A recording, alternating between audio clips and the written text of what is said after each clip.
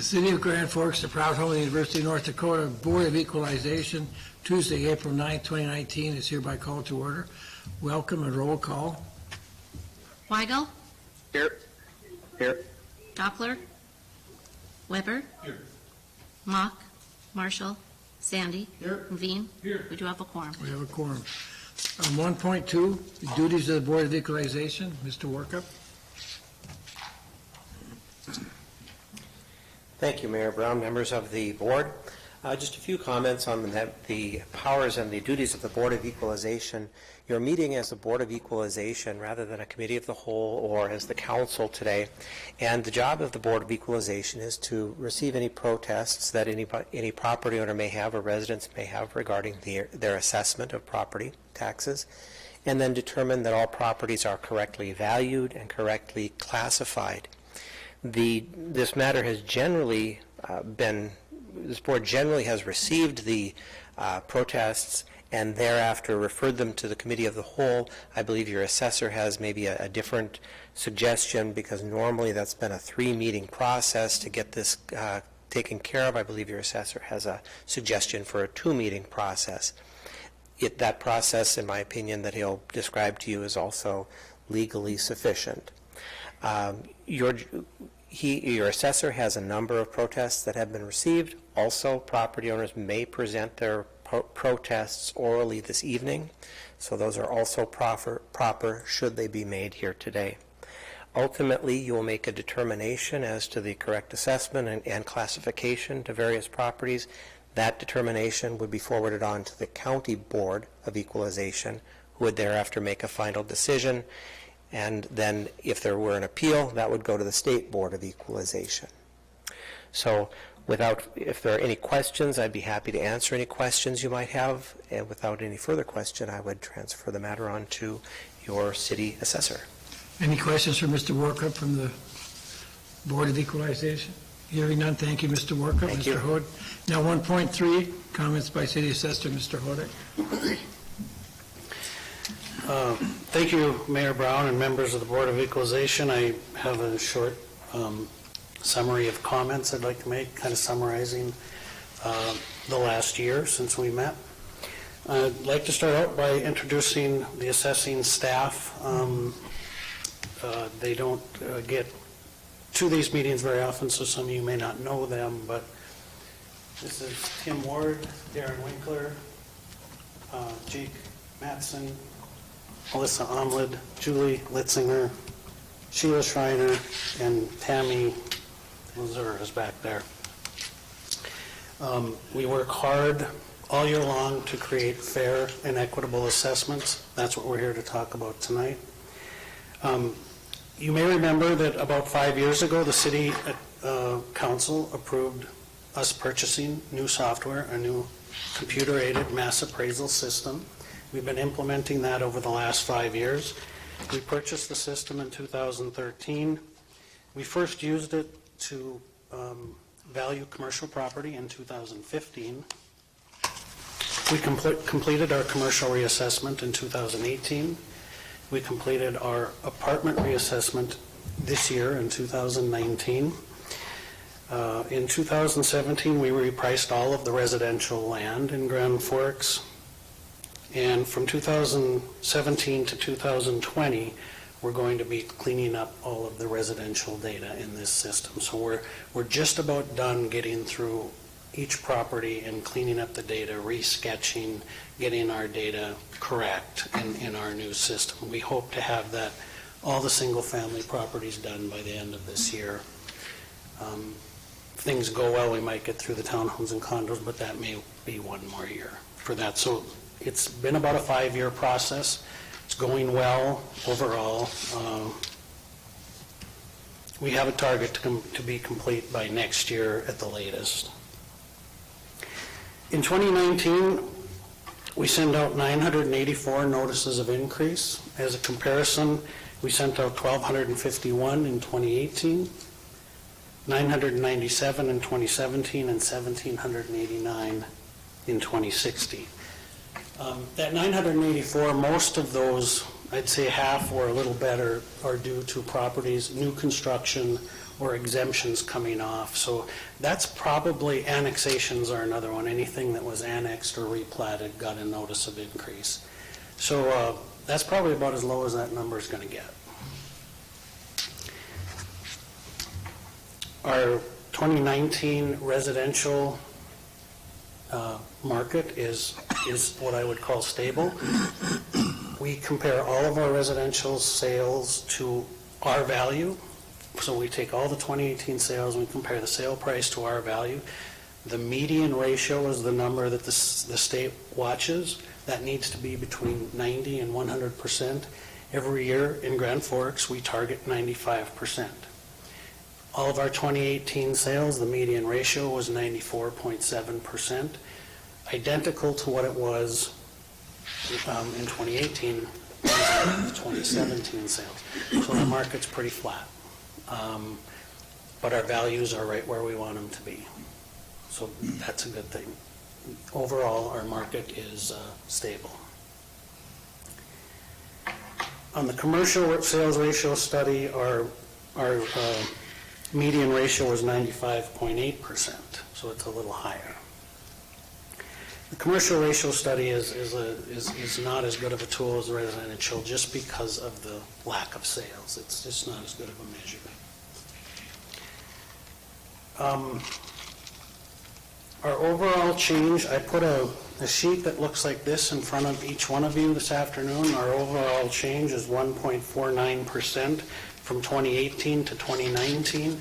That is for all reasons of change, to include annexation, exempt to taxable, taxable to exempt, reclassification, revaluation, and new construction. So that's for all reasons our value went up 1.5% effectively. In 2018, it was 2.1%, so it's a little less than it was last year. Just to give you some context, I reached out to other cities in the state. In Minot, their overall change was 1.24%. In Bismarck, it was 1.95%, and in Fargo, it was 4.6%. So we're running right about where Bismarck and Minot are running on our overall change.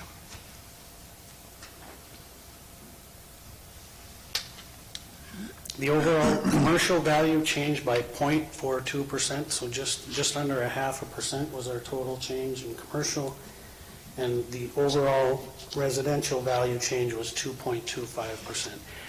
The truth is this year most values stayed the same. The only values that changed were properties that got reappraised in this calendar year as part of our cycle and as part of our property review. Most values stayed the same. New construction, building permits would have been a reason for properties to go up, or if it was reappraised in our summer reappraisal process.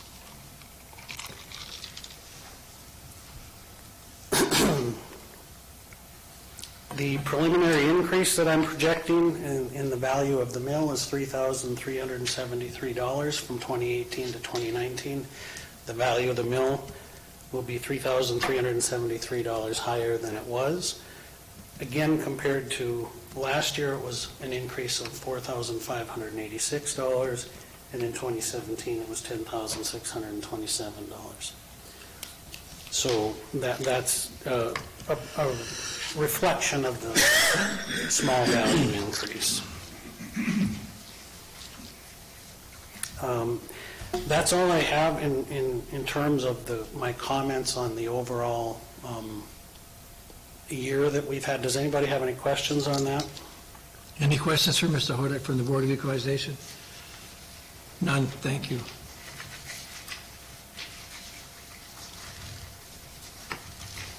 Okay, next item. 1.4, receive formal protests and refer to committee of the whole. Mr. Hodak? I do have some written protests here. For the record, I've received a written protest from the Coles building and from Ashley Furniture. I did receive a packet of information from Coles. I'm still waiting for something from the tax rep on the Ashley Furniture property. I haven't received anything on that. We also did receive, received a protest on 15 apartment complexes owned and managed by Sterling Property Management. We received that a couple weeks ago, so we asked them to send us their income and expense information. We've had an opportunity to review that, and we told them what our thoughts were. Since that time, they withdrew 6 of those 15, and they're going to move forward with Chandler 1866, Sunview, Mayfair, Valley Home Duplexes, Southview, Oakview, Cherry Creek, Stanford, and Amberwood apartment complexes. As I said, we've had an opportunity to review those income and expenses. We already know what our recommendation will be on that. We have to put our staff report together. We're going to go out and look at all these properties, do our final analysis, put together a recommendation, but I don't expect our numbers to change much on any of those with the opportunity that we've had to review the numbers. I also, I know there's some folks here tonight who would like to speak to the board. If we could start with, I did get one form request from Christopher Bowe at 687 Vineyard Drive. So now we listen to Dr. Bowe. Welcome. And we have your name and address for the record already. Yes, my name is Christopher Bowe, and I am at 687 Vineyard. Thank you, Mayor Brown and committee, for hearing my formal protest. So I'm here in response to a notice of increase that I received after my house was re-inspected. I want the committee and the board here to know that in the past that my home has gone up every year by the city average. This year I'm scheduled to be raised almost 25%. I have not had any changes to my home since it was built. I've looked up my neighbors' values and some comparable properties around the area, and I do not believe that my house to be undervalued at this time. One of my neighbors' houses sold for $850,000, and the 2018 value was $846,000. Other neighbors tried unsuccessfully to sell their homes at increased values. One tried at $995,000, and its value was listed at $893,000. It was reduced, unable to sell, and another one was valued at $607,800 and was unsuccessfully sold. Tried to be sold at $559,000. I looked at some market comps with similar square footage and the numbers of beds and baths, and I have all this information here if you want to take a look at it. And I found one that started at $950,000 that has since dropped twice to $749,000. Another started at $740,000 has since dropped to $649,000. Another comp with more square footage was at $625,000. One similar comp I looked at was a new build listed at $619,000. So in light of my research, I would suggest that your matrix for homes in my value range are too high. It does not seem that there is any indication to support these higher values, either with market sales or new construction. And I would request that my values be brought back to the level of 2019 with the normal city average increase that would be going to every house in the neighborhood or in the city. Not What number is that normal? was increased by $202,900 on this assessment for a 24.24% increase, again, without any additional things being done to my house. I would request that it go back to $837,100 plus the value of normal increases. I just want to be treated like everyone else. I don't want to be singled out as, and again, when you look at the homes in my neighborhood, and I have all of them right here, all of my neighborhood homes, that if you want to look at these, you're more than welcome to have them. They reflect, I think, more in line with what my home is currently valued at $837,000. And so I think it's a bit of a, I don't want to say egregious, but it feels a bit egregious. It's a bit on the high side to go to that level with with this particular valuation. So anyway, I thank you for hearing my concern, and I appreciate your time. Please give that to Mr. Hodek and for the staff to review.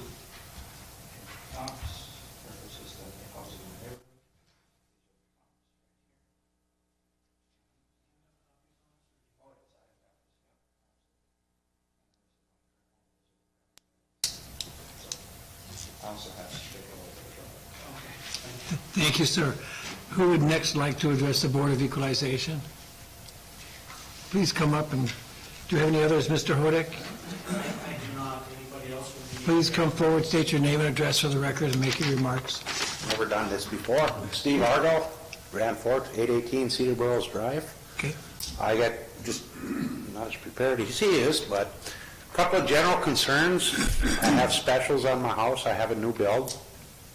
I'm not arguing the point of how much the specials costed.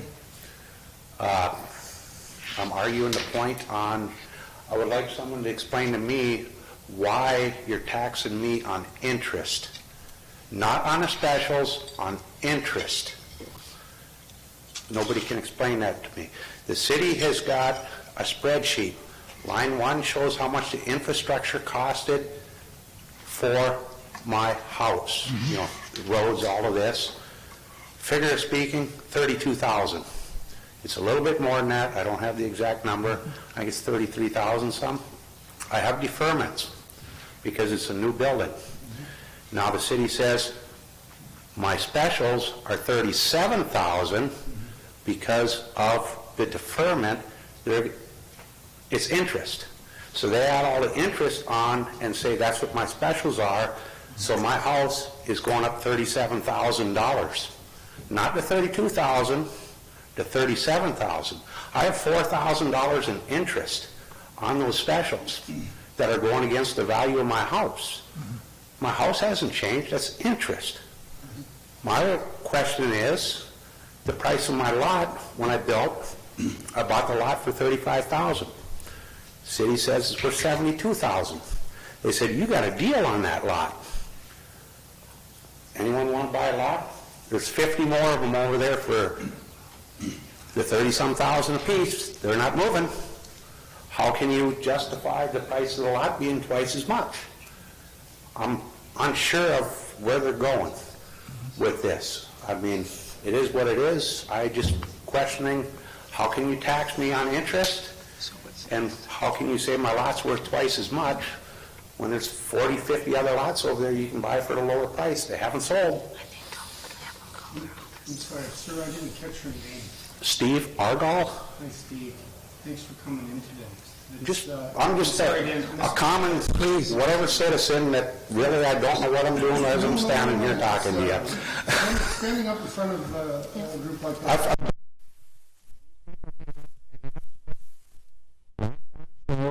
What actually costed the city.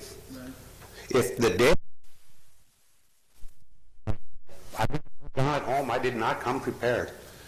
The day I closed on my house, those specials were like 33,000 and some change.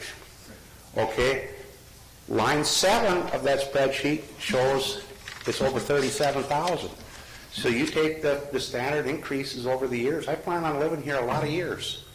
That's a lot of money I'm going to pay in taxes because of interest. When did you close on your house? 1st of June last year. So, boy, there's a lot to that. We do appreciate you, again, we appreciate you coming and speaking. I can't speak towards the value of the lot. Who is your builder? Thompson Homes. Thompson Homes, yeah. Huh. Got a lot of issues with the house. I don't think the house is worth quite what they say it is because of the issues of the build of the house. I cannot sell a house for what is taxed at right now. If anyone wants to write me a check, I'll take 10,000 less right now without batting an eye. So I just have a question on why am I being taxed on interest? City policy, we implemented a couple of years ago a special assessment deferral, trying to make it easier for people to get into homes. But as part of that policy, on the deferral of the special assessments, it went right into city policy that interest would be charged on the specials. Don't have a dispute with that. Okay? I paid, I think it was $298,000 for my house. I have $33,000 and some change in specials. Okay, now the city tells me if you want to go the actual value of my house, you take the $298,000, instead of $33,000 in specials, it's just over $37,000 in specials. You add total of two up, that's actually the value of my house. So they're taxing me on interest. Mr. Hodak, welcome. I've heard this, and I'm not sure if it was from this gentleman or not, but it was a similar situation, so I'll try and explain what happened here. We get a list of specials from finance, and in this case, it was deferred specials.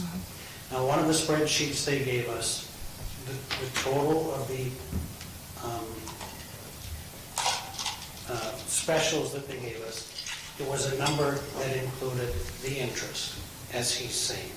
So we added that number to the sale price, and we came up with a sale price of, say, for example, $344,000 on his home. So he's right that we did add specials to these sale prices. We did not add specials to his true and full value. So as an example, and I'm just going to pull numbers out of the air to try and give you an idea of what happened here. He paid $300,000 for a house, and there's $40,000 of uncertified specials. So he paid $340,000 for that house. The value that he's being taxed on is $315,000. So he's not paying taxes on his specials. He's not paying taxes on his interest. What's true is that the sale price that we showed on the house is overestimated by the $4,000 of interest. That I can attest to. We changed that as soon as we found out that that's what was happening, but we were halfway through the year before we understood that. It's a small enough number where we didn't think it was worth going back and dealing with it on a parcel by parcel basis. But the truth is, the sale price is $335,000, the true and full value is $315,000, well under the sale price. That's what he's paying taxes on.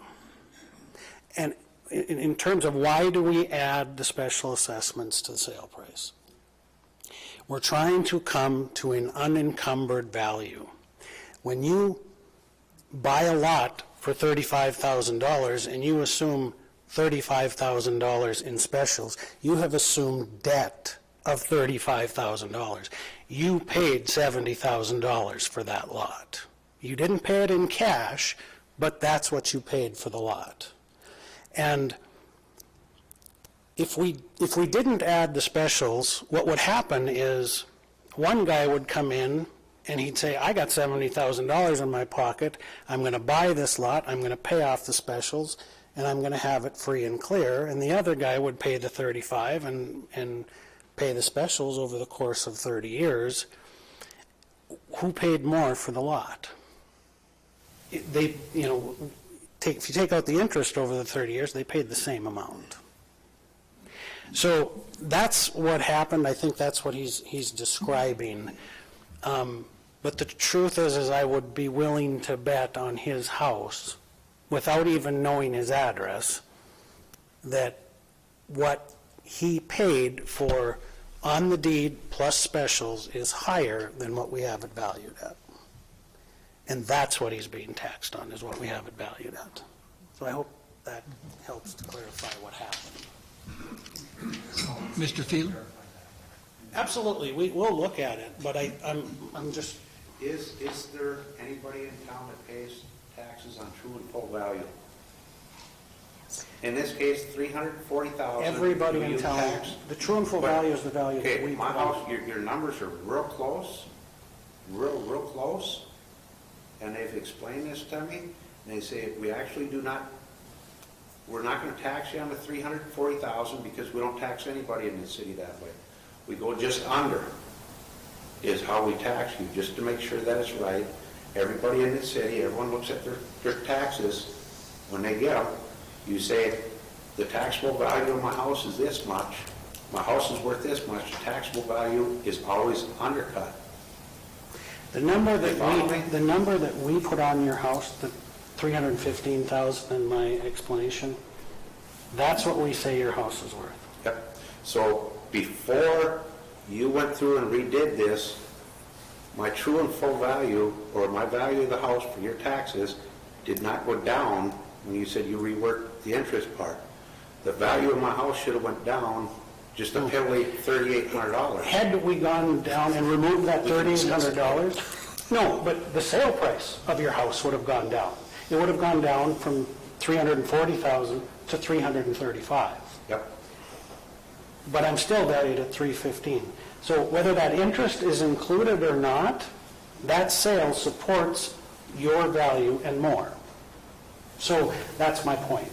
It doesn't matter if the specials are included or the interest is included in the sale price, because the value that you're being How do taxed you on, come up with the price on the land?